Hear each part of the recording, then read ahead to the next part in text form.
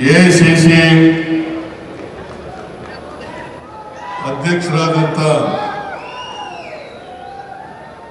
ಶ್ರೀ ಮಲ್ಲಿಕಾರ್ಜುನ ಖರ್ಗೆ ಅವರೇ, ಎಐಸಿಸಿ ಪ್ರಧಾನ ಕಾರ್ಯದರ್ಶಿಗಳಾದಂಥ ಶ್ರೀ ಸುರ್ಜೇವಾಲಾ ಅವರೇ, ರಾಜ್ಯದ ಮುಖ್ಯಮಂತ್ರಿಗಳಾದಂಥ ಡಿ.ಕೆ. ಶಿವಕುಮಾರ್ ಅವರೇ,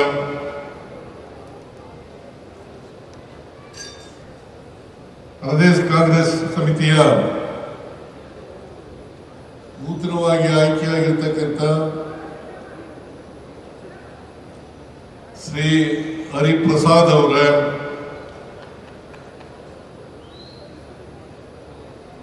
ಹರಿಯಾಣ ಪ್ರದೇಶ ಕಾಂಗ್ರೆಸ್ ಸಮಿತಿಯ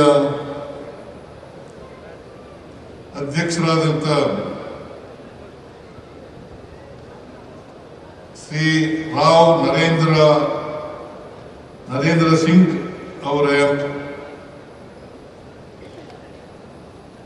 ಮಾಜಿ ಮುಖ್ಯಮಂತ್ರಿಗಳಾದಂಥ ಶ್ರೀ ವೀರಪ್ಪ ಮೊಯ್ಲಿ ಅವರೇ,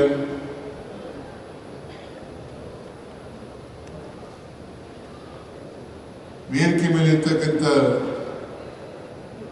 ಎಲ್ಲ ಆತ್ಮೀಯ ಸಚಿವರುಗಳೇ, ಮಾಜಿ ಸಚಿವರುಗಳೇ, ಸಂಸದರೇ, ಶಾಸಕ ಮಿತ್ರರೇ,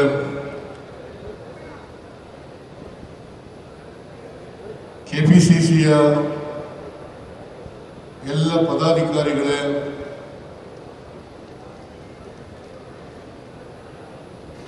ಇಲ್ಲಿ ಆಗಮಿಸಿರ್ತಕ್ಕಂಥ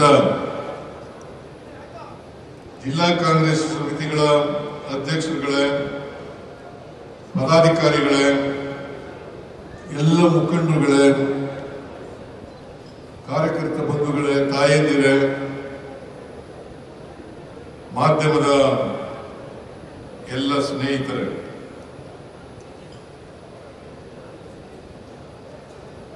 ಇದು ಒಂದು ಮಹತ್ವದ ದಿನ. ಇವತ್ತು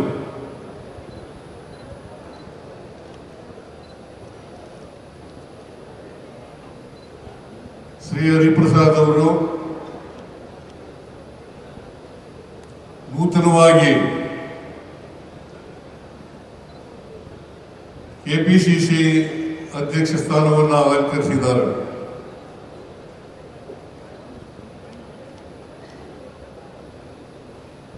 ಇಲ್ಲಿವರೆಗೆ ಡಿ.ಕೆ. ಶಿವಕುಮಾರ್ ಅವರು ಅಧ್ಯಕ್ಷರಾಗಿದ್ದರು. ನಾನು ಈ ಸಂದರ್ಭದಲ್ಲಿ ನೂತನವಾಗಿ ಅಧ್ಯಕ್ಷರಾಗಿ ಆಯ್ಕೆಯಾಗಿರ್ತಕ್ಕಂಥ ಹರಿಪ್ರಸಾದ್ ಅವರಿಗೆ ನನ್ನ ವತಿಯಿಂದ ಮತ್ತು ನಿಮ್ಮೆಲ್ಲರ ವತಿಯಿಂದ ಅಭಿನಂದನೆಗಳನ್ನು ಸಲ್ಲಿಸಲಿಕ್ಕೆ ಬಯಸ್ತಾ ಇದ್ದೇನೆ. ಹಾಗೆಯೇ ಇಲ್ಲಿವರೆಗೆ ಅಧ್ಯಕ್ಷರಾಗಿ ಕೆಲಸ ಮಾಡಿದಂತ ಶ್ರೀ ಡಿ.ಕೆ. ಶಿವಕುಮಾರ್ ಅವರಿಗೆ ಧನ್ಯವಾದಗಳನ್ನು ಈ ಸಂದರ್ಭದಲ್ಲಿ ಹೇಳಲಿಕ್ಕೆ ಬಯಸ್ತಾ ಇದ್ದೇನೆ.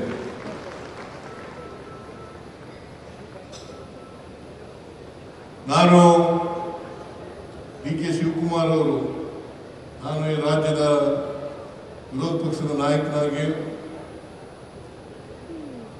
ಮತ್ತು ರಾಜ್ಯದ ಮುಖ್ಯಮಂತ್ರಿಯಾಗಿ, ಅವರು ಅಧ್ಯಕ್ಷರಾಗಿ ಮತ್ತು ಉಪಮುಖ್ಯಮಂತ್ರಿಯಾಗಿ ಈ ರಾಜ್ಯವನ್ನು ಅಭಿವೃದ್ಧಿಪಡಿಸತಕ್ಕಂಥ ಕೆಲಸವನ್ನ ನಾವು ಮಾಡಿದ್ದೇವೆ. ರಾಜ್ಯದ ಪ್ರಣಾಳಿಕೆಯಲ್ಲಿ ಕೊಟ್ಟಿದ್ದಂಥ ಭರವಸೆಗಳನ್ನು ಈಡೇರಿಸತಕ್ಕಂಥ ಪ್ರಾಮಾಣಿಕ ಪ್ರಯತ್ನವನ್ನು ಮಾಡಿದ್ದೇವೆ.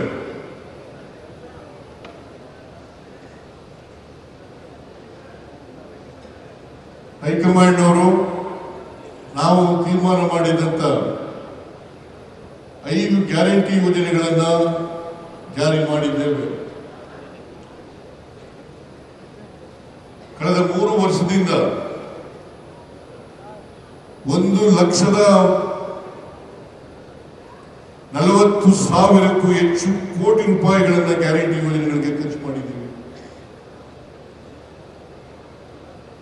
ವಿರೋಧ ಪಕ್ಷದವರು ಹೇಳ್ತಾ ಇದ್ರು ಗ್ಯಾರಂಟಿ ಯೋಜನೆಗಳನ್ನು ಜಾರಿ ಮಾಡಲಿಕ್ಕೆ ಸಾಧ್ಯ ಇಲ್ಲ.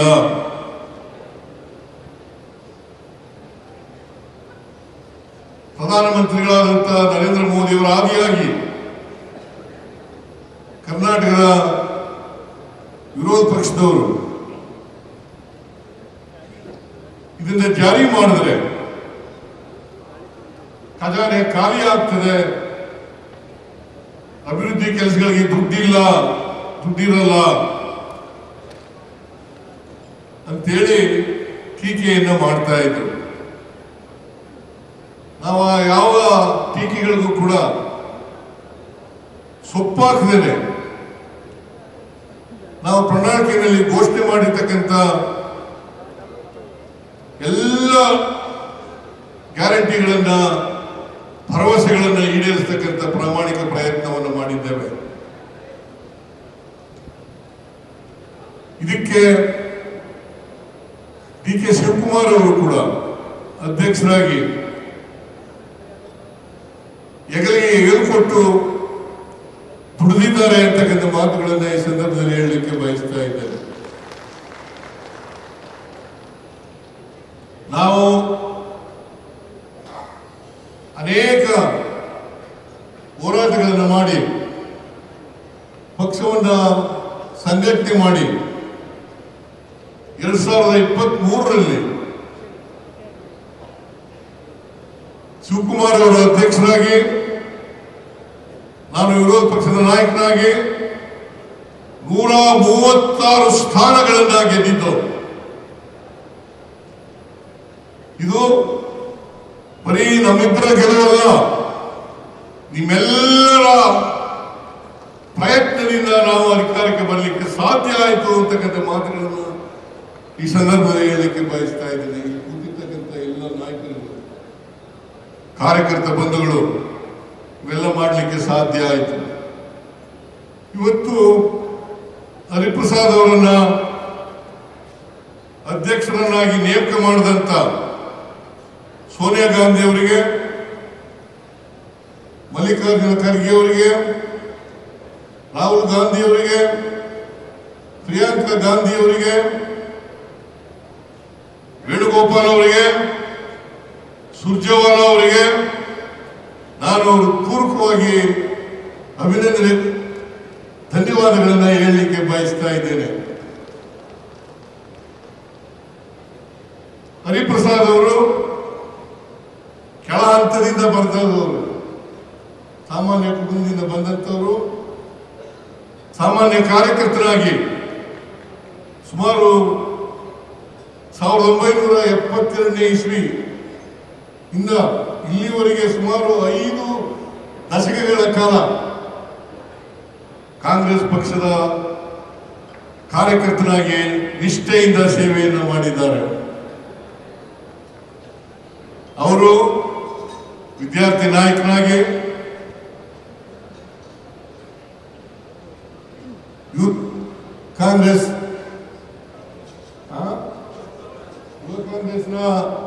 ನಾಯಕನಾಗಿ ಅನೇಕ ರಾಜ್ಯಗಳಲ್ಲಿ ಉಸ್ತುವಾರಿಯನ್ನ ವಹಿಸಿಕೊಂಡು ಸೇವಾದಳದ ಅಧ್ಯಕ್ಷನಾಗಿ ಕೆಲಸ ಕೂಡ ಮಾಡಿದ್ದಾರೆ.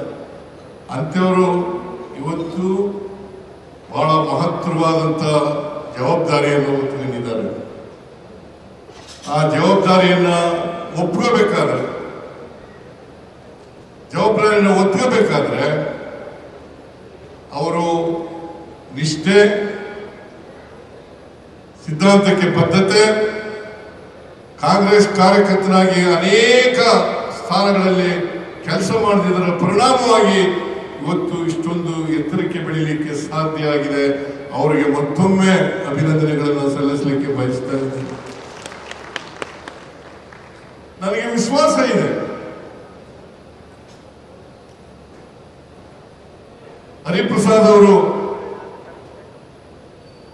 ಸಿದ್ಧಾಂತಕ್ಕೆ ಬದ್ಧರಾಗಿರೋದ್ರಿಂದ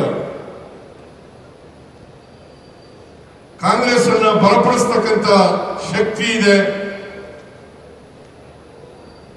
ಕಾಂಗ್ರೆಸ್ನ ಮೂಲ ಸಿದ್ಧಾಂತ ಏನಿದೆ, ಸಂವಿಧಾನದ ಆಶಯಗಳೇನಿದೆ ಅವುಗಳನ್ನ ಜಾರಿ ಮಾಡ್ತಕ್ಕಂಥ ಪ್ರಯತ್ನವನ್ನ ಮಾಡ್ತಾರೆ ಅಂತಕ್ಕಂಥ ಸಂಪೂರ್ಣ ವಿಶ್ವಾಸ, ನಂಬಿಕೆ ನನಗಿದೆ ಅಂತಕ್ಕಂಥ ಮಾತುಗಳನ್ನ ಈ ಸಂದರ್ಭದಲ್ಲಿ ಹೇಳಲಿಕ್ಕೆ